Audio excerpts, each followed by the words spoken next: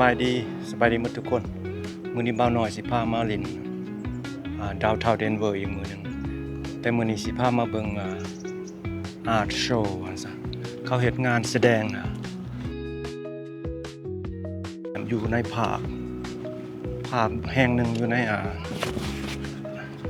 เดนเวอร์นี่ล่ะอยู่ในดาวน์ทาวน์เดนเวอร์ว่าซั่นสิพาพี่น้องย่างเข้าเบิ่ง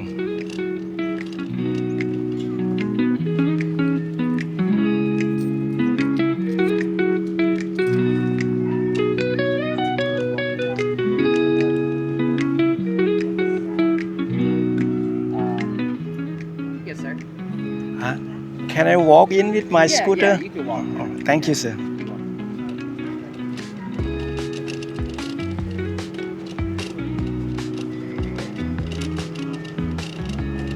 Yeah, อันนี้แหละแม่นว่า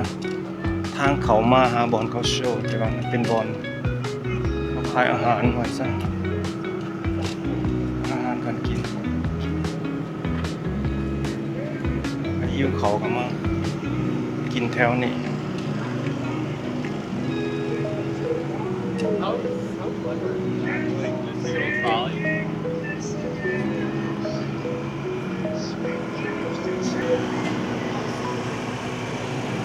ส่วนหลายสิเป็นเครื่องดื่ม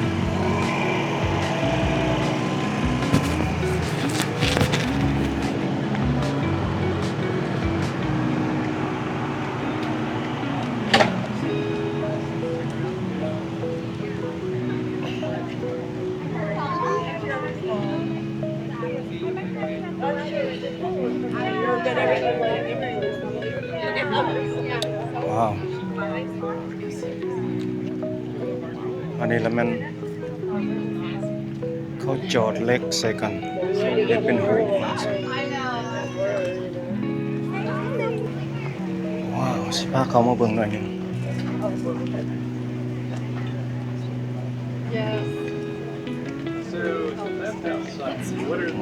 เอาเล็กมาเฮ็ดOh, this one. And then, sharp. เศษเล็กมัน I think we turn around. Unless you want to.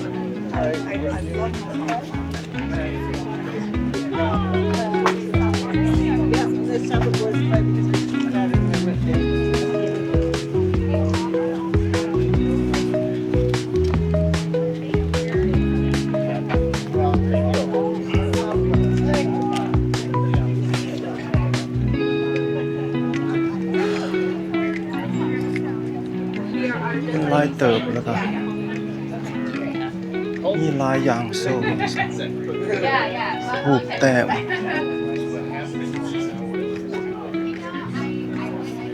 มีฮอด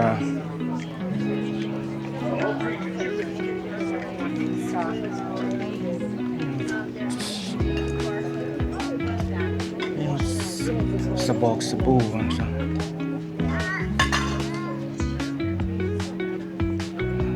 แต้ม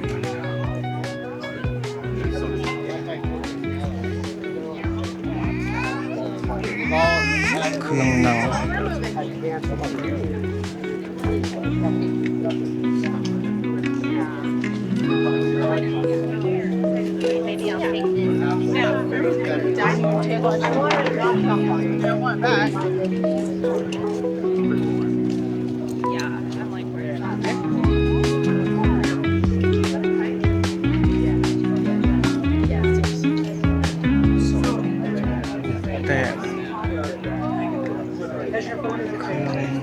jewelry. Well, text me that picture where you can get mine. I don't have my phone on me. But I've An unfortunate problem that we have today is that we have no home base. มีหลายอย่างมากขายของ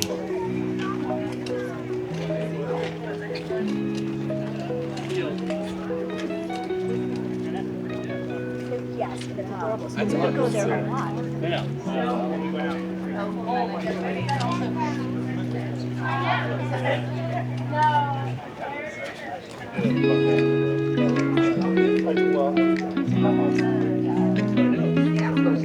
Yeah, I didn't know if you remembered the name.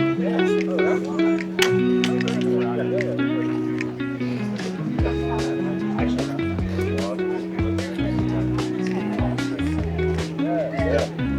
Step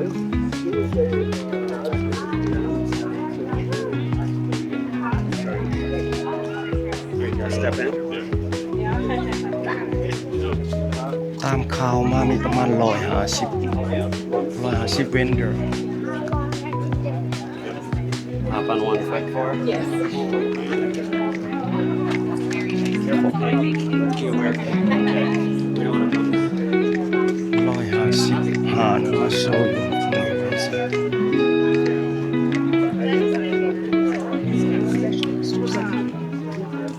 ่แล้วจะใหม่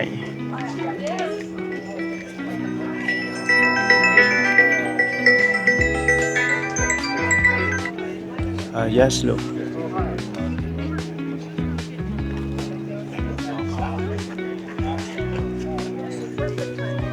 โอ้มันน่าดีเอาไปไว้อยู่อ่ะอันอยู่เศษพุ่นบ่ได้อยู่ในหาดนะฮะหาหมดอ่ะเป็นหยัง what happened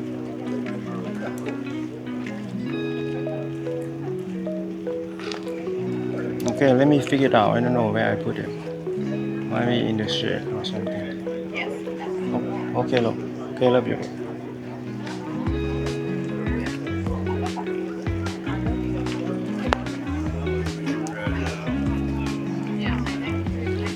ไปเรื่อยๆรู้สึกว่ายาวเติบไปจนสุดผากจนหอดฟังนะนี่ประมาณ155เขาที่จะมาแถวนี้150 vendor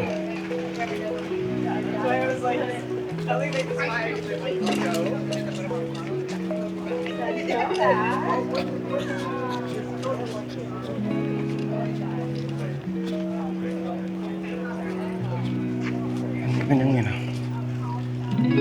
เตาไฟเฮ็ดด้วยไม้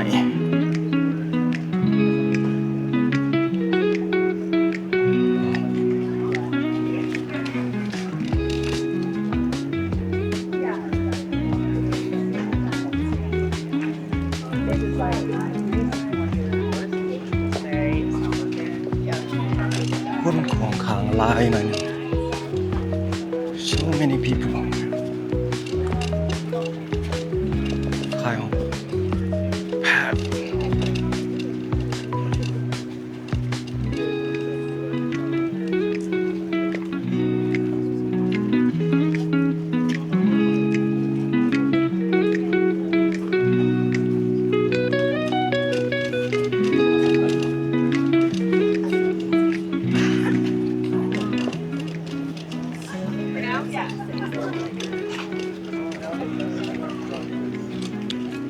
อันนี้แล้วมันงานแก้วอันนี้นะมีแต่แก้ว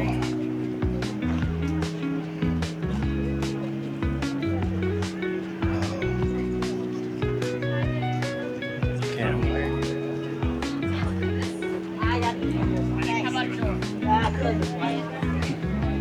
มีทุกอย่างแถวนี้ทานอาหาร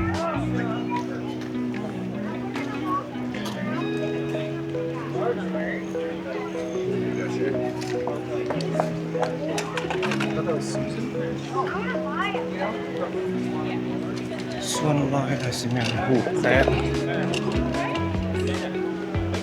No problem. Thank you. Good, thank you. มุมนี่ก็มันบนขายของกินอีก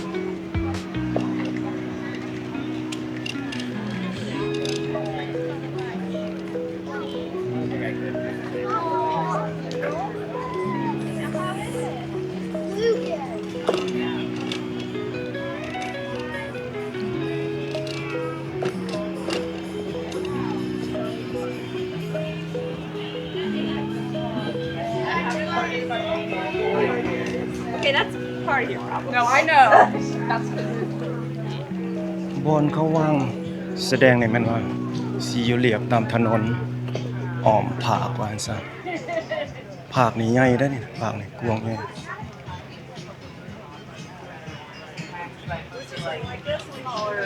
เรียบถนนนี่เขาก็สิตั้งเป็นหาดโซ่ของนี่คือถูกแต่งนี่คือถูกชาย ยังถูกแต่งแบบรูปเฮ็ดอาร์คิเทคใช้คอมพิวเตอร์แต่งมีทุกแบบของรูปแต่งแถวนี้เพิ่นซั่น150 เวนเดอร์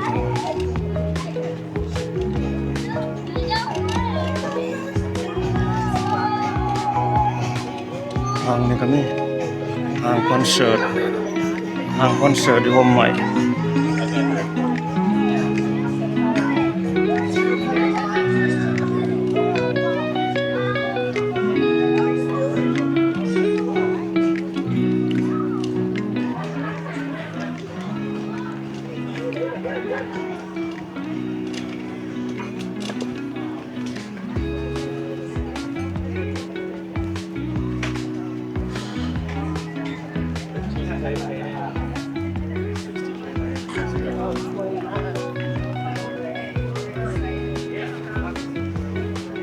ว้าวอันนี้มันยังอันนี้นะ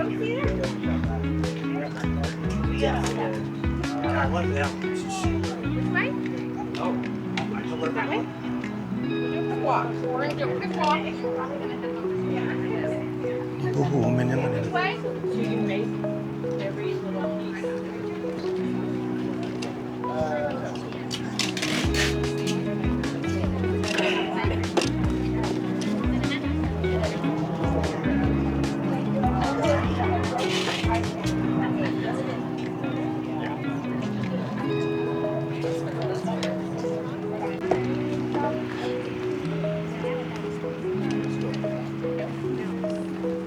ยังไม่ได้น้อยเดียวเริ่มร้อนแล้วเดินแดดเริ่มออกแล้ว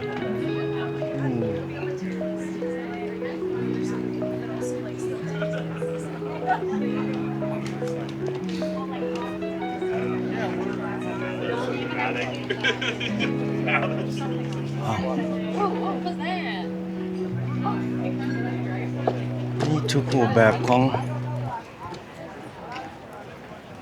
งาน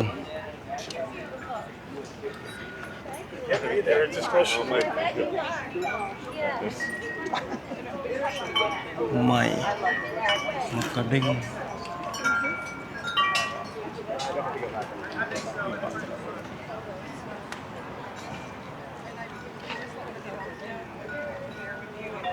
หัวขายยังแถวนั้นอ๋อขายออกเตียงเฮียโอ้เครื่องเฟอร์นิเจอร์แบบบ้านเฮาเลย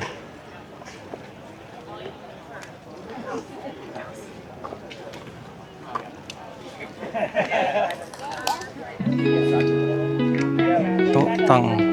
แบบบ้านเฮาเลยนี่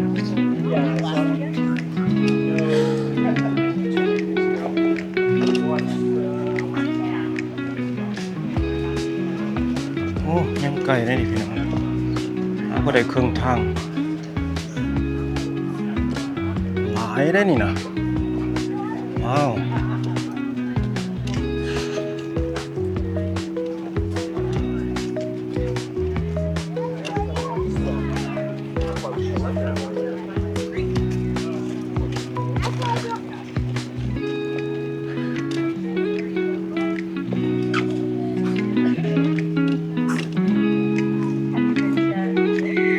Oh, I'm sorry.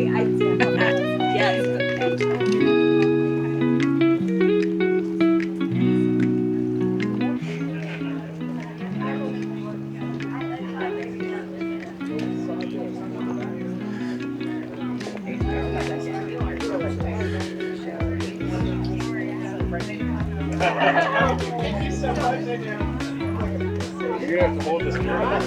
Kyle Art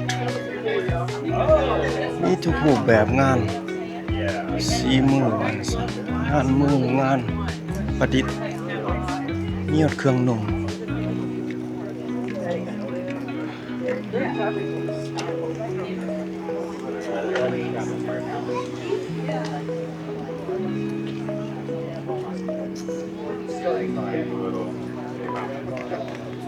แต่สีน้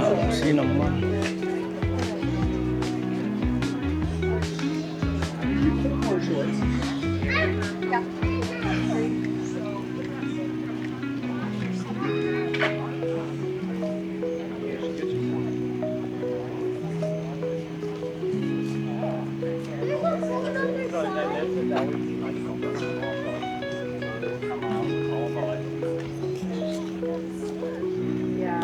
มันจิวเวลรี่สอยแวนแฮนด์มูI am good I'm good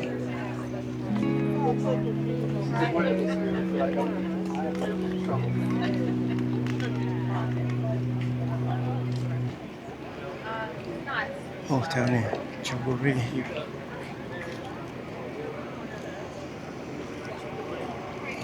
อยู่แต้ม How was that? Oh, I loved it. รู้สึกว่ามันสุดเพียงนี่คิดว่าอันนี้มันงานประดิษฐ์จากทั้งยังไงทั้งหมอดไฟเขาเอามารีไซเคิลมาเฮ็ดเป็นงาน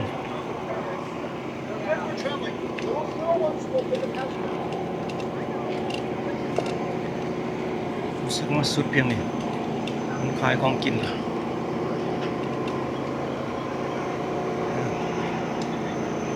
งานจอบ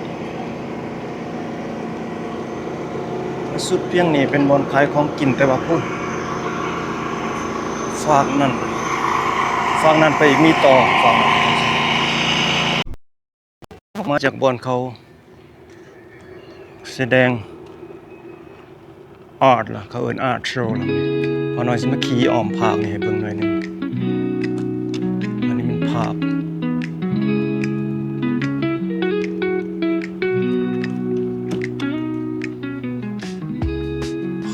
ที่หุ้มอ้อมด้วยหุ้มอ้อมด้วยตึกสูงมันซะพุ่นมันกลางเมืองเดนเวอร์อยู่พุ่น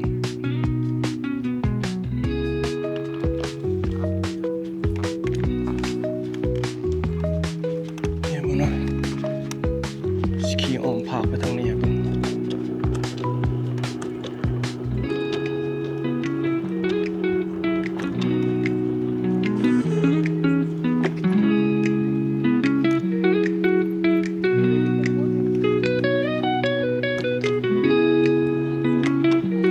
กำลังย่างสวนสนแถวนี้บางคนก็เข้าไปเบิ่งงานโชว์บางคนก็กลับเมื่อบ่าย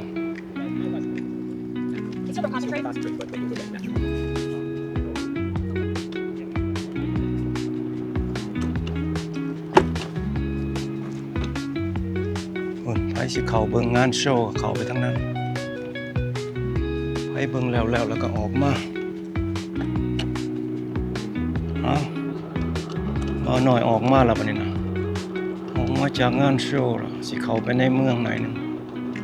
เอาละคลิปมาเบิ่งอาร์ตโชว์งานหูปแต้มบ่หูปวาดต่างๆเอาไว้เพียงเท่านี้ก่อนเนาะพี่น้องเนาะจากนั้นบ่าวน้อยสิเอาคลิปเบิ่งเข้าไปดาวน์ทาวน์เดนเวอร์อีกวันหนึงให้เบิ่ง I mean, maybe one. อย่าลืมฝากกดไลค์กดแชร์กด Subscribe ด้วยพี่น้องเด้อโอเคบ๊ายบายสำหรับคลิปนี้